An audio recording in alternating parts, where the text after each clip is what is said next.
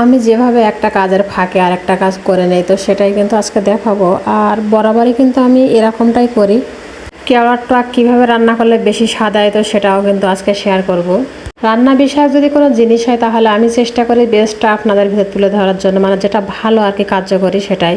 তো যাই হোক, এই যে সকালে উঠেই কিন্তু তরকারিগুলো কেটে নিচ্ছি, ভাবছি যে রান্নাটা বসিয়ে দিয়ে তার ফাঁকে অন্য কাজগুলো একটু করে নেব। তো সেই জন্য আর আজকে মনে হচ্ছে সারা দিনটাই বৃষ্টি হচ্ছে, কেন জানি না। কাপড়গুলো ধুয়ে এনে একবার বারান্দায় রেখে দিয়েছিলাম, তো এখন দেখছি ফাইনালি একটু রোদ উঠছে, তো ভাবছি যে কাপড়গুলো একটু মেলে দিয়ে আসি।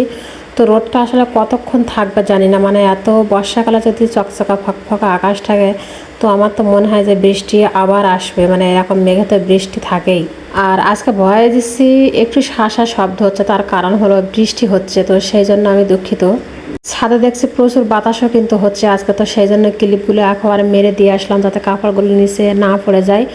কাপড়গুলো পড়ে গেলে তো আমাকে আবার ধুতে যেতে হবে সেগুলো, তো সেই কারণেই ক্লিপগুলো কিন্তু মেরে দিয়ে আসলাম। আর তারপরে এই যে হাঁসগুলোকে একটু খেতে দিলাম। আজকে ঢেঁড়স রান্না করব, তো সেই জন্য ওইরা বাবা যে সে মাছগুলো নিয়ে আসছিল ওইগুলো ফ্রিজে ছিল, তো ওখান থেকে কিছু মাছ কিন্তু বের করে নিলাম ঢেঁড়সটা রান্না করার জন্য। আর আমি যদি এই মাছে একটু জিরে মরিচ না দেয়, তো আমার কেন মনে হয় যে মাছের কাঁচা গন্ধটা যায় না।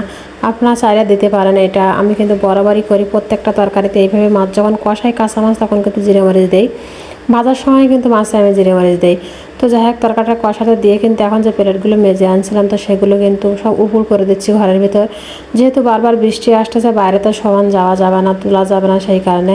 আর ইরার বাবা এখানে ডিম আনছিল কিছু, তো সেই ডিমগুলো একটু ধুয়ে ভালোভাবে পরিষ্কার করে নিচ্ছি, কারণ ফ্রিজে রাখবো সেজন্য। ধোয়ার পরে বারান্দায় এসে দেখলাম যে শালিকগুলো উড়ে আছে, তা ভাবলাম একটু ক্যামেরা বন্দি করা যাক, তো যাই হোক তাদের একটু ক্যামেরা বন্দি করে নিলাম। আর তারপরে কিন্তু এসে তরকারিতে মাছগুলো দিয়ে দিলাম। মাছগুলো দিয়ে ঢেকে একটু আঁচটা কমিয়ে দিয়ে জিরে মরিচ সব দিয়ে কিন্তু এই ঘরের ভেতরটা আসছে একটু গোছাতে। এই ঘরের ভেতরটা সচরাচর ভিডিও করি না বা আসি না, তার এই না যে ঘরটা গোছায় না এইভাবে থাকে তা কিন্তু না। এই ঘরটা আলাস আলপাতা আমি আগেও কয়েকবার বলছি আমার ভিডিওতে, তো সেই কারণে কিন্তু এই ঘরটায় আমি সেইভাবে ভিডিও করা হয় না। যেহেতু এই ঘরে ইরা ঘুমাচ্ছে, তো সেজন্য ভাবলাম যে এই ঘরটা একটু গুছিয়ে নেই। দিনের বেলা ইরাকে আমি প্রায় চেষ্টা করি এই ঘরটা রাখা, ওখানে ঘুম দেওয়ার জন্য। তো যাই হোক, এসে দেখছে তরকারিটা প্রায় হয়ে এসছে, আর এখন কিন্তু নামিয়ে নিলাম। তো আমার মনে হয় যে একটা কাজের ফাঁকা যদি আরেকটা কাজ হয়ে যায় তাহলে মন্দ কি।